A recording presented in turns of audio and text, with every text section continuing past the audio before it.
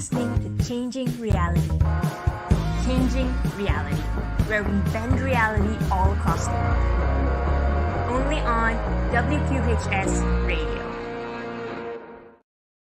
So hi everyone and welcome to another episode of Changing Reality. So welcome one, welcome all. If you are a returning member of our audience, we appreciate you joining us once again this week for another special episode of our show. And if you are new to the show, where have you been all this time? Didn't you know this is the place to be? But anyway, we're excited to have all of you here with us today. For those of you who are new, Changing Reality is a show that features phenomenal people from all walks of life who are, in essence, changing their own reality. And through this, we actually have the opportunity to hang out and interview brilliant individuals from social change makers, entrepreneurs, business owners, to industry leaders, artists, musicians, and inspiring individuals from all across the world. Some from here in the Penn campus, others from not, but all who have brilliant stories. And by hearing their inspiring stories on how they managed to change the reality of the lives around them, hopefully we'll be able to pick up little nuggets of wisdom that we can use in our own lives as well. And this essentially is the show that I wanted to do simply because I felt like there are a lot of people out there who do phenomenal things and make waves in the lives of those around them. And I'm super passionate about learning how they do that, because I believe that the power of stories, in a sense, has the ability to not only inspire us, but in a way help us understand the effect that we have on the world around us as well, and how we can change and adjust that effect to create the world that we want. And to show you how powerful, how much I believe in the power of stories, a little bit about me, your host for today. My name is Harsha.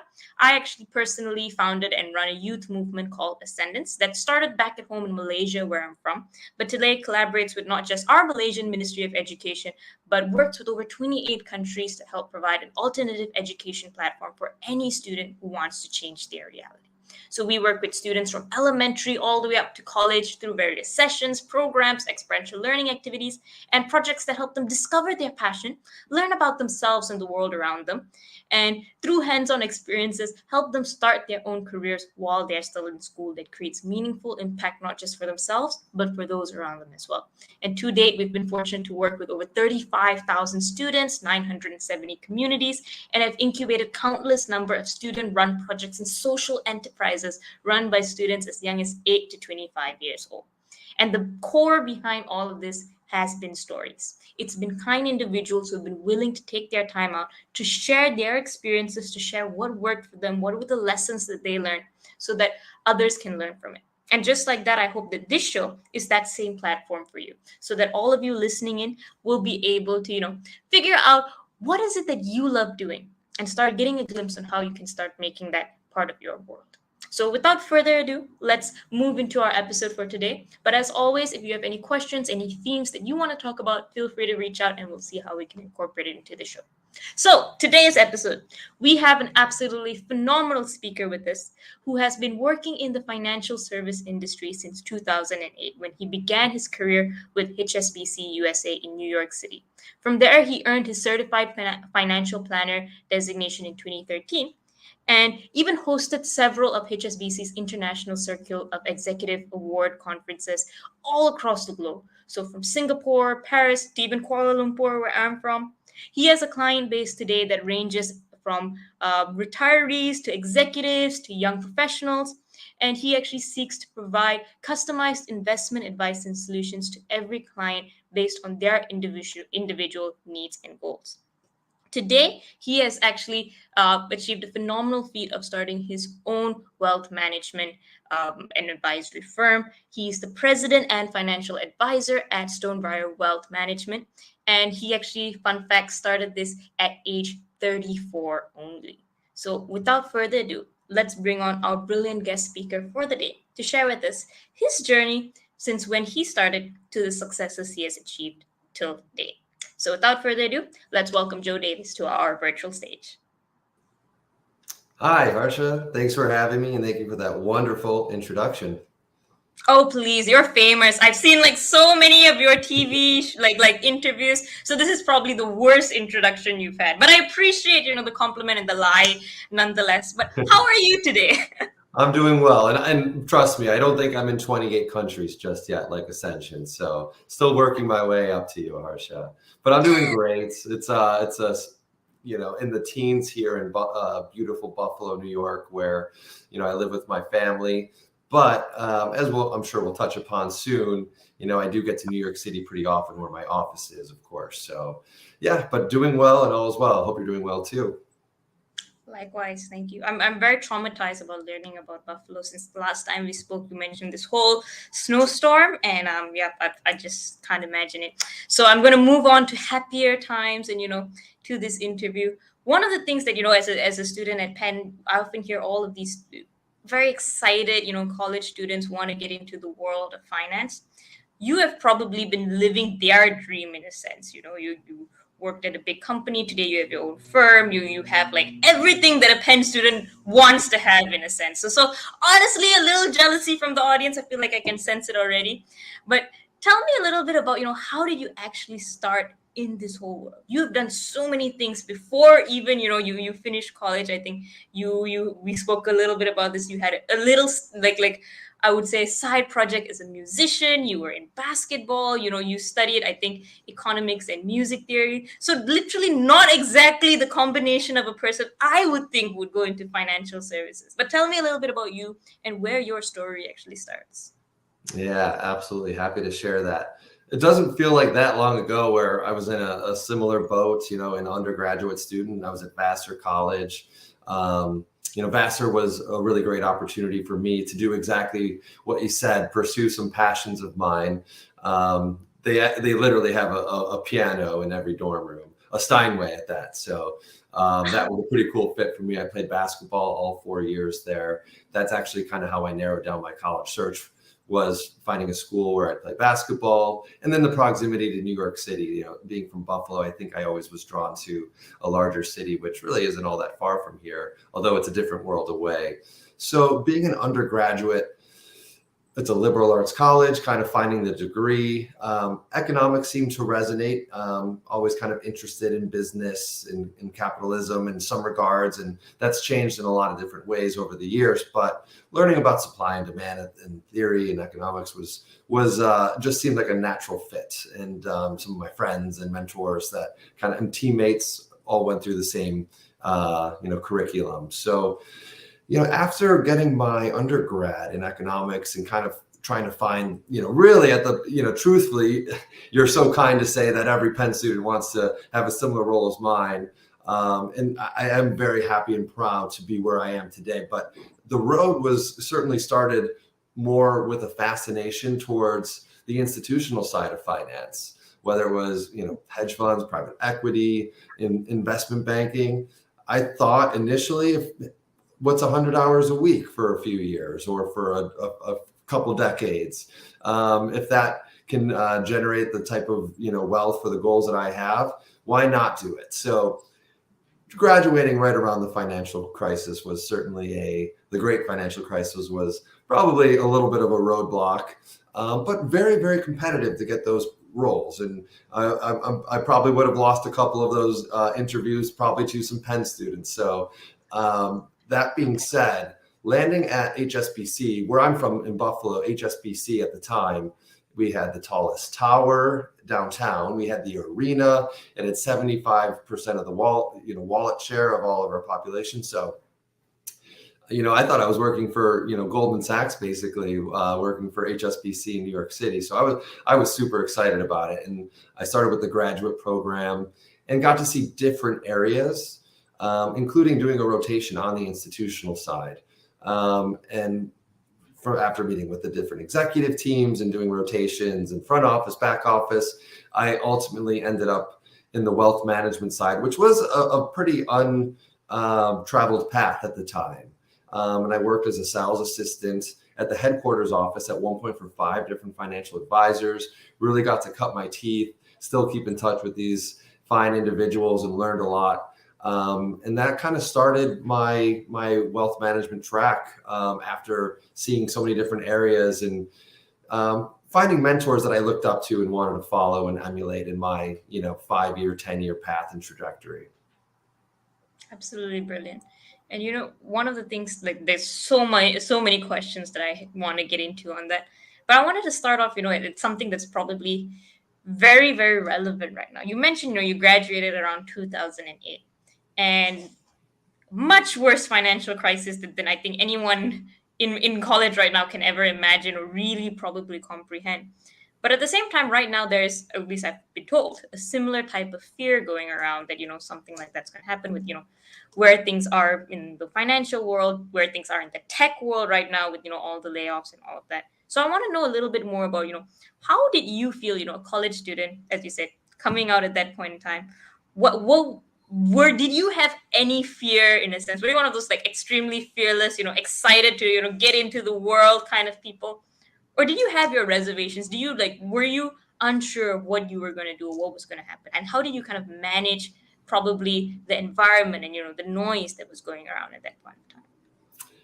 Great question. I wouldn't say I was fearless. I certainly had to get used to rejection, though. And like any prospective finance job interviewer or someone who wants to enter the industry, you have to interview and send your resume to dozens, if not triple digit type of options and employers. So coming off something similar, I would say today, where yes, in 2008 and 9, the financial system, we were actually worried that we wouldn't be able to get money out of the ATM. So to your point, I don't think we're quite in that scenario, Yeah. but the forward guidance is still that kind of dismal. Well, we need to take it quarter by quarter. We're not really hiring right now. We're actually laying people off. So there is something similar to be said, but there are businesses that need to continue to supply their ranks with young college students that bring a whole new level of energy. So one thing I could, if there's any encouragement to offer, one is, there's going to be a lot of rejection, and that's okay. But organizations, they really, really thrive off of the energy and the new way of thinking that a recent graduate student brings to their company. They invest a lot of money. Frankly, many companies lose money in their initial years trying to recruit the best and the brightest. So you might feel a little just not ready, maybe underappreciated initially, but know that these companies, they really, really thrive on having that diversity and that new way of thinking, and keep that in mind when having your different interviews, I would say. Okay, I want to go into your experiences as in that role in HSBC and all of that. But just before that, a quick one: how do you deal with the rejections? Because I am just someone who's notoriously terrible at dealing with any form of rejection at any point in time, and often when you're in college, rejection is not something like in college. It's like you have a bandwidth. You know that, okay, if I'm failing, I just need to do this and this, and then I'm gonna get my grades up, or I'm gonna do this. So it's very much structured. In the real world, there's no kind of guidelines. People can just like you get rejected for anything, everything, and most of the time the chances of failing is 99% more than the chances of success at times. How did someone who was very much in the initial stages of your career, deal with that and still have the optimism, or the I would say the resilience to kind of go to the next one and the next one until you found the right opportunity for you? Sure. The first thing that comes to mind is sportsmanship. Playing sports my entire life, and even if it's not a sport, if it's an extracurricular with a competition twist to it, I mean, what more obvious sign of failure or rejection is there than not getting first place? And we all know how, for any of us who do compete, right? For any of us who've been in a competition before, first place is not. It's not a given. It's not easy. And I think that's something that personally, I've been able to use over the years. Is it's practice makes perfect, right? That's one of my favorite sayings. Yeah, I'm gonna embarrass you a little bit. And okay, this is what? Tell me, what is this? It's a newspaper clipping of you in high school, if I'm not mistaken, right? In In high sport. school, yeah, a little bit more hair at the time, I think. I don't know what was going on at that point, but that was my high school's local town, from a small, larger town, from a small city of Buffalo's. local newspaper. So I was player of the year my senior year. It meant the world to me. It's something I still, I mean, there was other accolades, but to hear the best in an article was something that meant a lot to me at the time. It still does.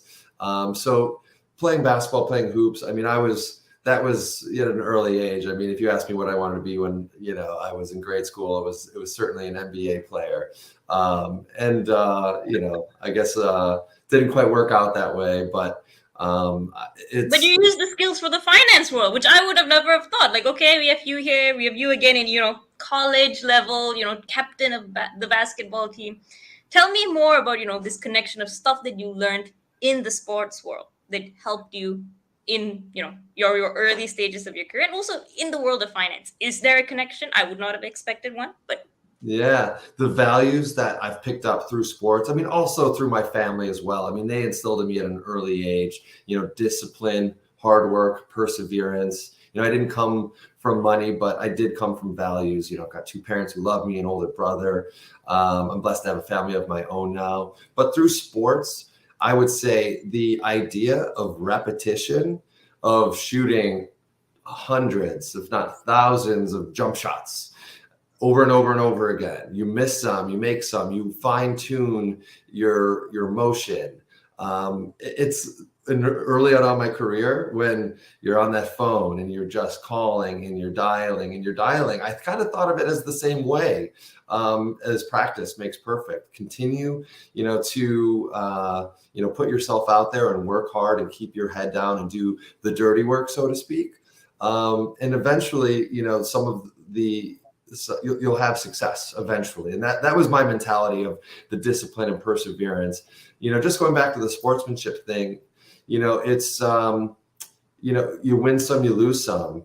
And it's not always how you lose, it's how you win. And you learn, it really builds your character, and it shows that you're a competitor. And as I got out of, college and out of, playing basketball and, at least on a 3-hour a day type of basis, I thought at one point, like, I wonder if I'll keep playing. And I can actually tell you still to this day, it helps kind of sharpen that competitive edge and deep down inside to continue playing basketball. And yeah, it keeps you sharp. It keeps you ready. And I think, the sportsmanship aspect, the discipline aspect, I think if you can bring those qualities with you and be a good winner, a good loser, and persevere through the ups and downs and rejection, to your point, then that's a great way to bring a life skill into your professional career. Absolutely brilliant. Absolutely brilliant. And I think everyone here is going to sign up for, the nearest baseball, basketball, whatever they can get their hands on after this. Art, music, business. There's different channels besides just sports. Sports for me was a natural one just because of my, passion and love for basketball and other sports too, but mostly basketball. So, it's not just that, but if you're looking for something where you can learn the value of hard work, discipline, winning or losing, there's a lot of activities out there, but sure, sports is certainly a favorite. I really, really love this train of conversation, just because, we often forget that, it's an individual who succeeds at a career, not because of, the paper. Like the paper is helpful and, everything that they do, but it's also who they are. And as you said, the values that you have enable you to thrive and enable you to, succeed or not at the end of the day. And one of the things that I also know about you is you are also super amazing as a musician. And I'm very curious. Okay, so we talked about the sports connection. I promise I'll get into the career part, but I just think it's so fascinating.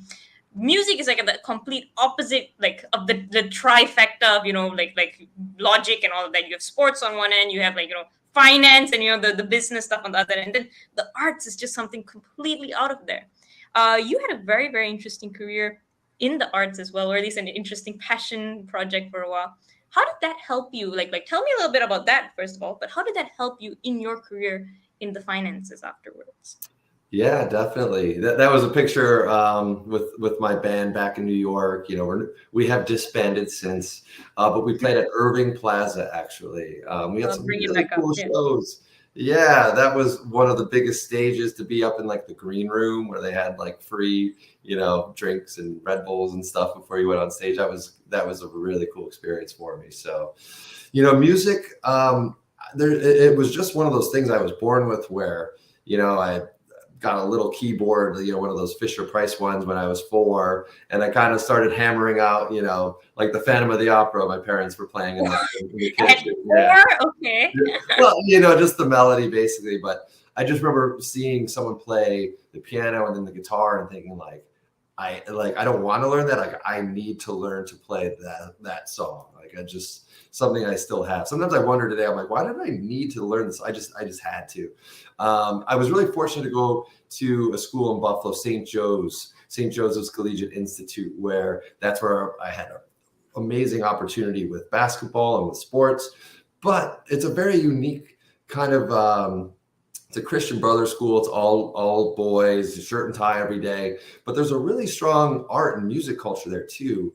And they kind of balance the sports and the music where, they have, for example, varsity singers. So you don't think it's almost like an oxymoron in some other, schools, but varsity singers, that was, where how we got involved, and the music and then, playing in various bands and instruments actually started while I was there.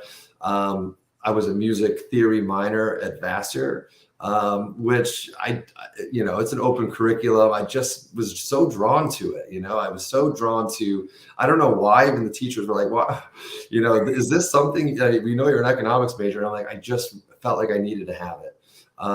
And continue to play music, throughout college and after college in New York. One of the hardest setbacks of my life was losing one of my best friends, Jonathan Swartz. He was on my basketball team, and we started a group together, and along with his childhood friend Dan Lagstein, we had this group, and we had a lot of momentum, and we were we recorded with some pretty notable Grammy winners, and it was awesome. John passed away of a rare form of bone cancer just a few years after college, and it was devastating. We continued playing around. So that's that picture. We continued playing around New York City for many years and recorded more songs. And he was a big inspiration to that. And there was at times where I felt like Ron Swanson on Parks and Rec, where I got out of work, and I had my hidden my second alter ego, where he's like the jazz saxophonist and I'm like the rock star. But I actually started to parlay my musical performances like into inviting colleagues and sometimes clients, and it's always one of those back pocket things for me that. And oh, by the way, yeah, I've played the piano my entire life. So it always is like kind of a surprising thing for someone who knows me only for Stonebriar or maybe for basketball. But that's always a kind of a fun thing for me to say. Yeah, I actually, and I almost let it speak for itself. It's not something I talk a lot about, but one of my joys is if there's a piano around or a guitar, and I'm with someone who's never even associated me with music before, and I can kind of sit down and play something that's either classical or rock, or that's kind of how I, if any way, besides the discipline, the practice, the repetition, that's probably how it comes up in my professional career the most today. Amazing. And I love that, that common thread between sports, between music, between the professional life in a way. And I love, as you said, that connection that, it kind of builds to people. I think that music is something that is very universal, and that, people naturally connect to you on a personal level or as a human being, like beyond, work and everything. When they see the talent, when they see, that equal love for the arts in a way. So very cool. Moving into, your career, tell me about, those initial years when you started in the finance world in HSBC. You were, I think, in their management trainee program, right? So or some kind of trainee program. So you weren't exactly, in wealth management from the get-go. You were running around in different places. What did that kind of, teach you or show you about yourself? And how did you eventually decide that, okay, wealth management, this is the thing that I want to go with? Yeah, that's a great question. So, graduating and going into a graduate program at a major large company, You're surrounded by similar individuals. Everybody's type A. Everybody is kind of shows up day one that they want to be a mover and a shaker. So it's competitive in a way. I just had the best experience, getting involved and having kind of like a runway to, start, edit a newsletter that we created within the program and kind of sign up for every extracurricular event, and whether it was a happy hour or a volunteer event. I had that freedom to get involved and meet everyone within the organization. I felt like, and network and kind of, at least, make yourself known even as a young new graduate. So it was interesting.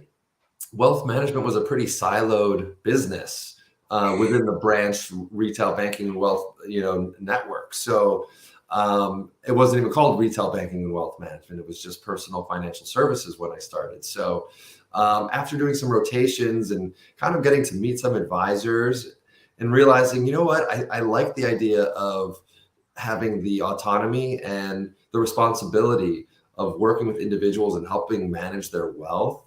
It seemed like they had the most flexibility, and they had the tools to be able to work with clients and on their own terms, versus kind of felt a little less like kind of being in lockstep up the corporate ladder. So, I just was, after looking at these guys and gals and thinking, these guys, they're successful, they're fun, they're articulate, they dress well, I like the way they walk, the way they talk. I mean, literally, those are the things that I'm thinking about as a 22-year-old, 23-year-old, thinking about where I wanted to go, and I ended up having to almost take a step back, and say, there wasn't a clear path for sales, if you will, or wealth management. So I ended up taking that step back, getting licensed in my Series 7. I remember just being like the dead of winter in New York, and it's gray every day, and I'm just studying that Series 7 book. And then I had to get the 6, the 63, the 65, the 7, insurance, life, and health. Not necessarily in that order, but those are all the things that you need. And then eventually the CFP, I kind of like, still, you take that step back, you're still waiting for, all the next, to be in the chair yourself and be the advisor. I kept my head down, got my CFP, still kind of waiting. I remember thinking like other careers, other paths were kind of like going faster or something, or other people were getting promoted already. But after I got all those licenses, a few years under the belt, the CFP, then it was go time. I got my own branch on Park Avenue, and then all of a sudden I had 2, then 3 branches on Park Avenue, and Madison Avenue was the 4th. So I was all up and down Midtown, meeting with clients, and yeah, it was a marathon until it became a sprint, and that was truthfully the graduate program.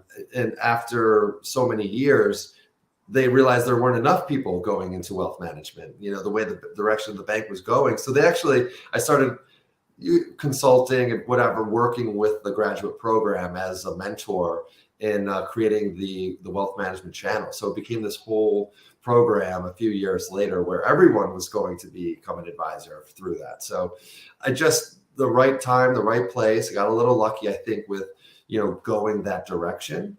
But then also, I guess unlucky in the sense where I had to take a step back for a little while. But I followed I followed the individuals that I aspired to be, and that's really what made all the difference.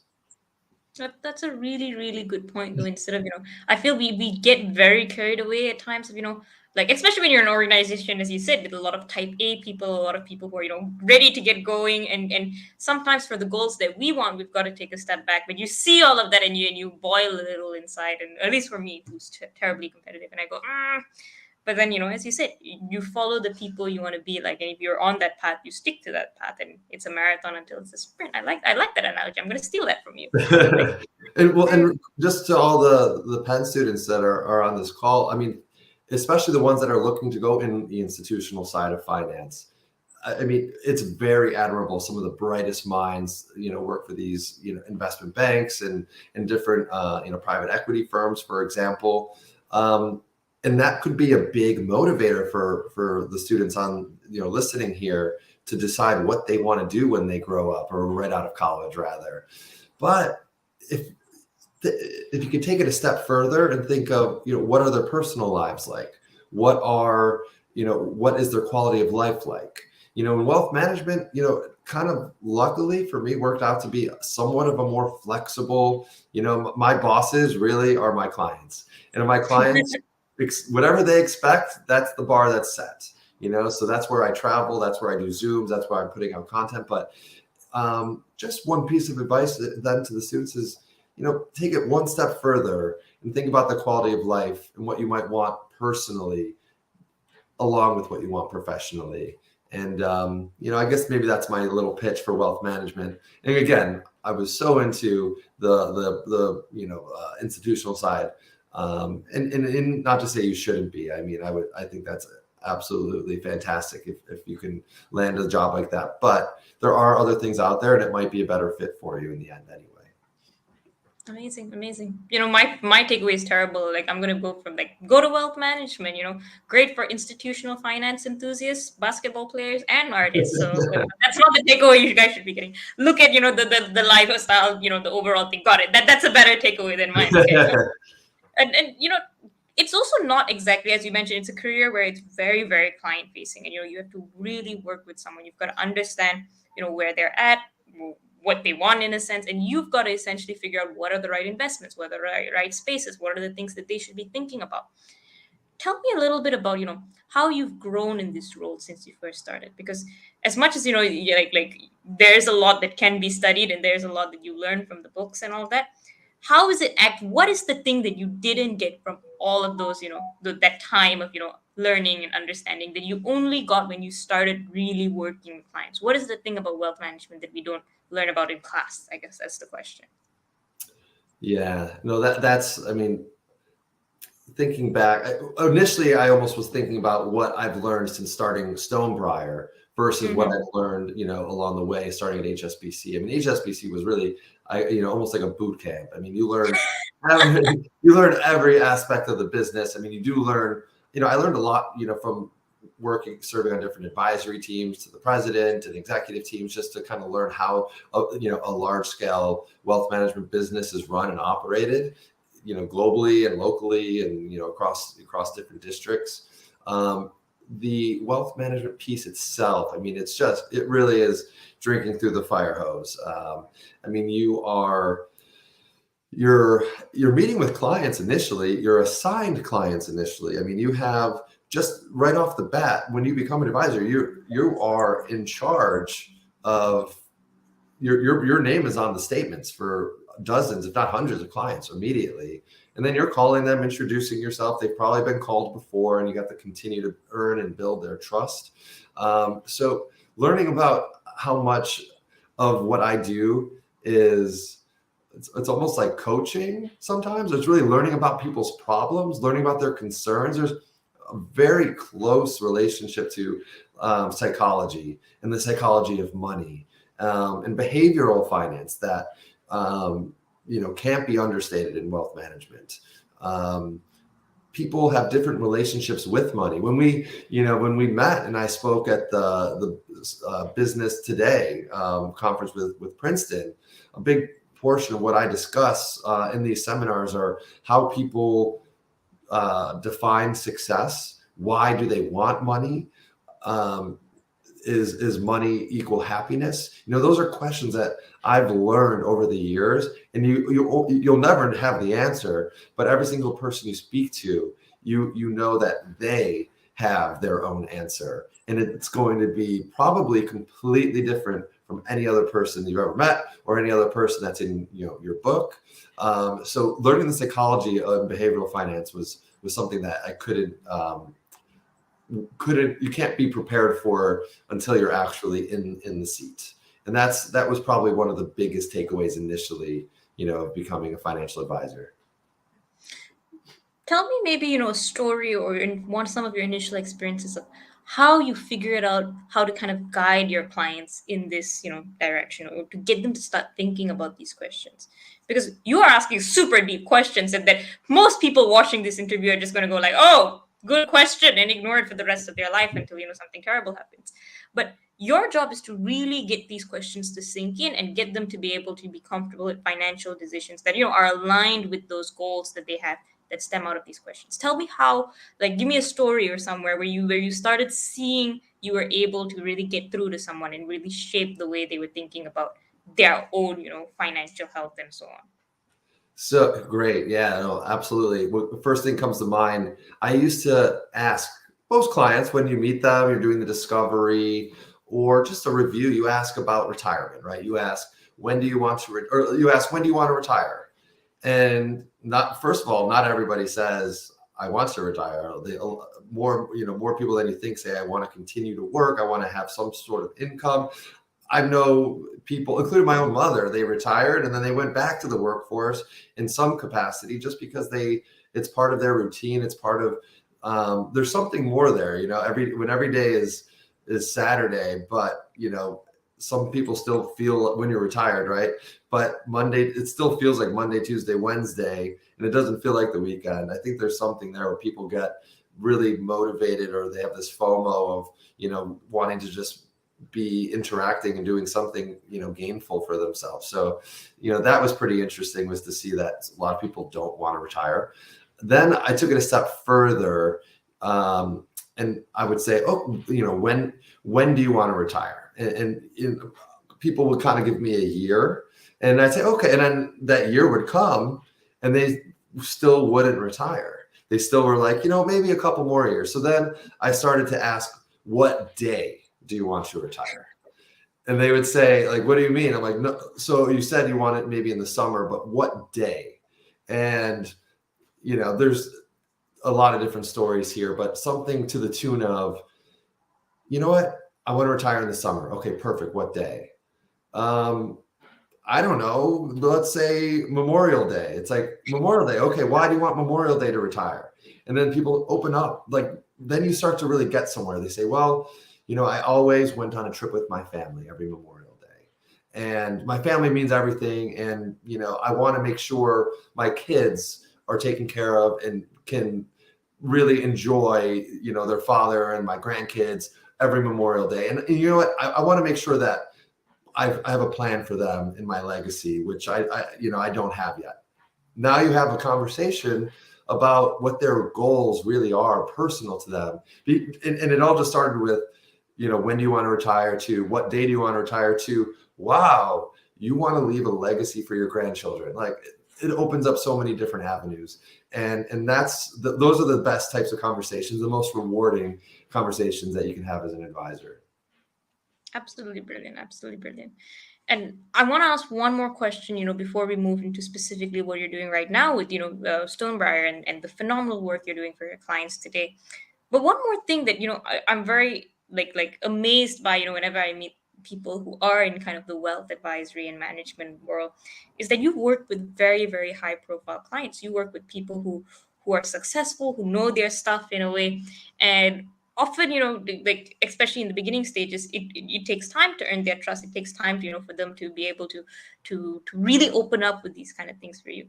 And you also had, for a while you were, I think, at HSBC, you also overlooked, I think, for a while, their global market opportunities. You also, as you said, hosted, some of their circle events in, Singapore, Kuala Lumpur, like different parts of the world in a way.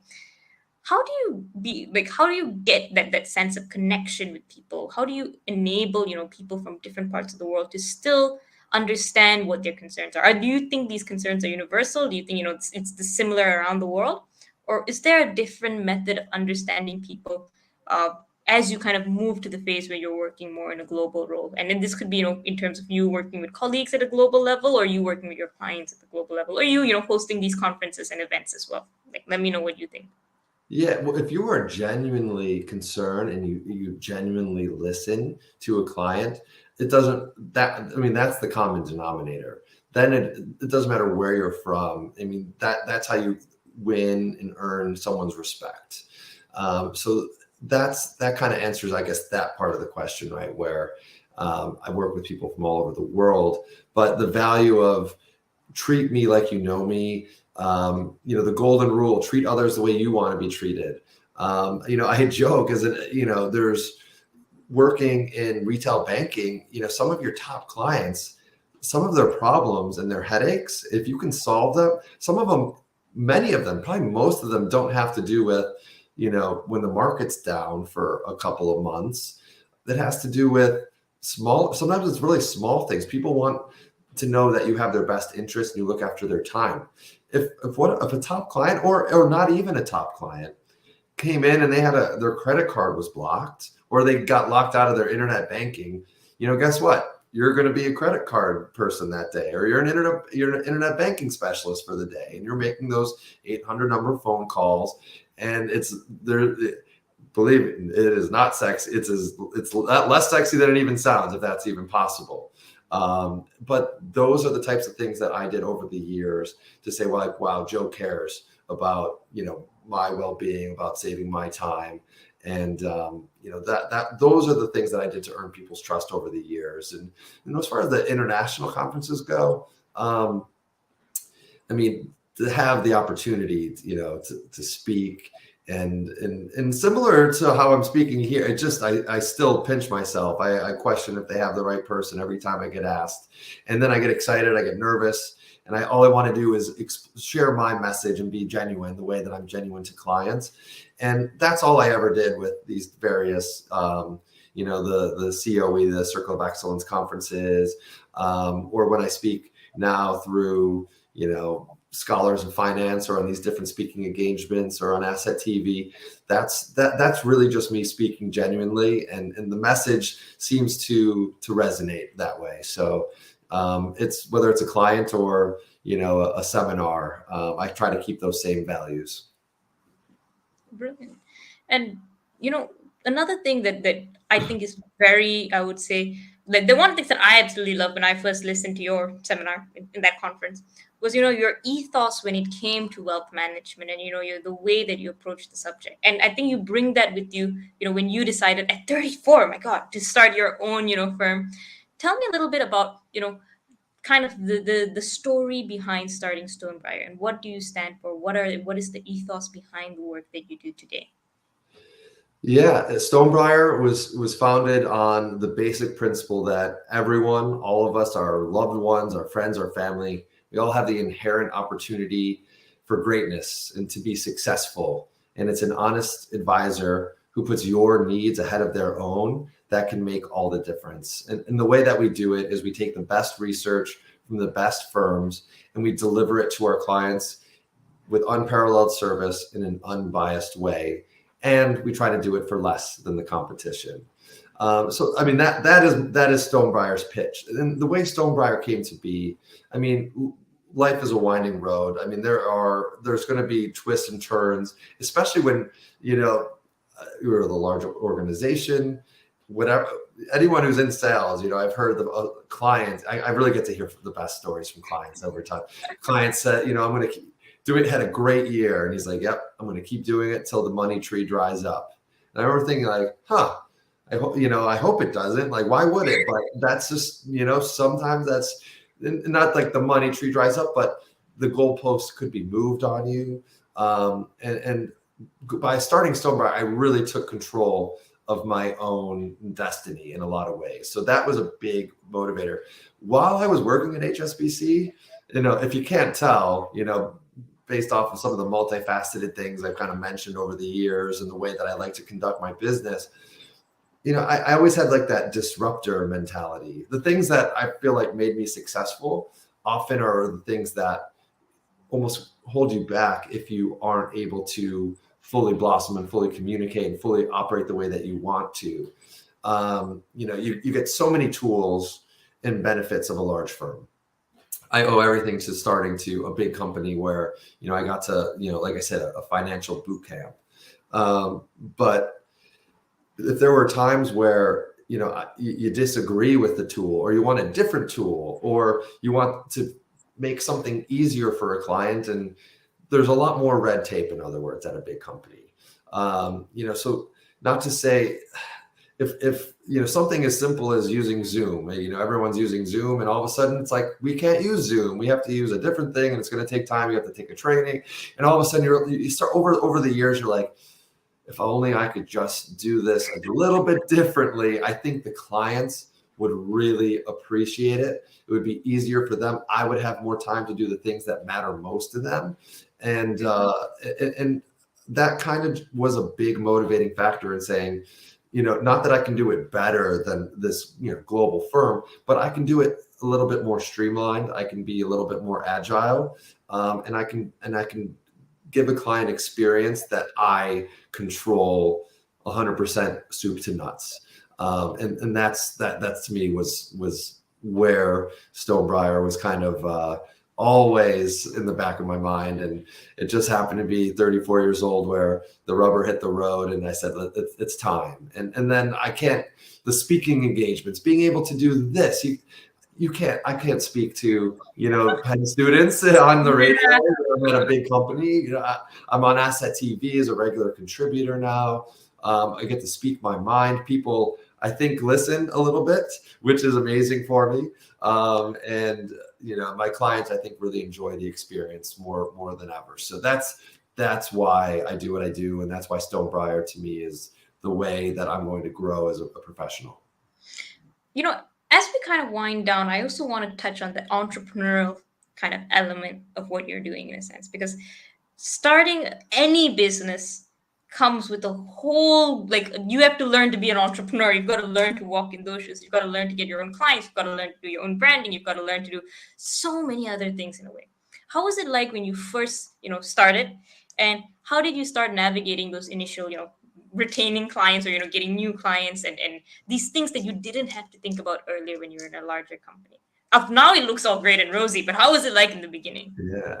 Well, now I want to go back to your other question. That is how music and playing in bands has actually helped me. It's the marketing, the websites, the photos, the links, the social media presence, the calling the stage managers and the production companies and organizing your schedule. Like, there's no rule book for that. You just do it. You're like, you want to play a gig, you get all the band members into rehearsal, and I was always the leader of the band, I guess if you couldn't tell, trying to book rehearsals, make sure everybody's booked, get the photo shoots, get the video shoots together. So that's actually, now that I think about it, those gave me that entrepreneurial spirit on the side. You're just a total entrepreneur when you're a musician. And that's why, I guess parlaying that into, my professional career, I somewhat enjoy it. I really enjoy, having a website where I update it. I made it, I created it. I actually, it's at some point, when Stonebriar gets too big, I'll have to outsource these things. But for right now, I haven't relinquished control. I'm a single member LLC, but I've got scores of experts all around me that help me. And there are so many tools available now. I mean, I remember thinking when I was in a band in high school, if only I had Instagram and MySpace. And now it's like, well, you know what? You're an entrepreneur again. And there's online tools, there's people you can hire overseas to create, videos and edit videos. And there's, I've got screens and phones and, laptops and lighting and all these things that I just kind of acquired it along the way. Like, your social media, Harsh, the things that you've accomplished, also in music and business and with Ascension and school, the TED Talks, it's just so amazing that, once you have the sky as the limit and you kind of figure out which tools work for you, it takes a little time, but after the initial, hump, being an entrepreneur, and utilizing the vast tools that things are available to us, really, either you love it or you hate it, I guess. And, I can tell that you love it, and I can certainly say that I love it. Amazing. So final question, and again, 45 minutes just passed way too fast. I think you have an amazing story. Next time we get you on the show, we'll get you with the keyboard as well, and you can. That's my challenge. No, I'm just kidding. But no, like just wrapping up, last question, and then I'll use a little photo. So this was you, I think, on Asset TV, like you mentioned, like a couple of Yeah. weeks ago, very recently. And today you're someone who in the financial world has, I would say, really good credibility. You are on shows, you speak at universities and shows like this and everywhere else, and you give back a lot of information. You give back a lot of your experience, and people really do listen. How, for all of us who are at the very front, like early stages of our career, how do we build that kind of credibility? How do we get like as a wrap up, as the end to our interview, where do we even start with something like that?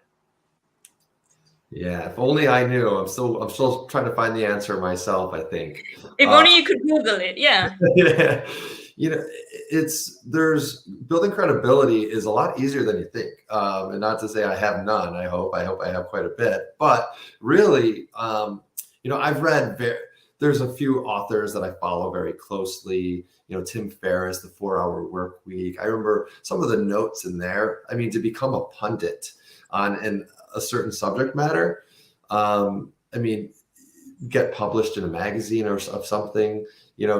How many people have tried to get published?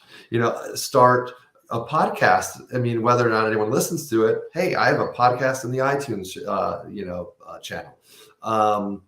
You can, ultimately, those are kind of things we do to get started and get our foot in the door.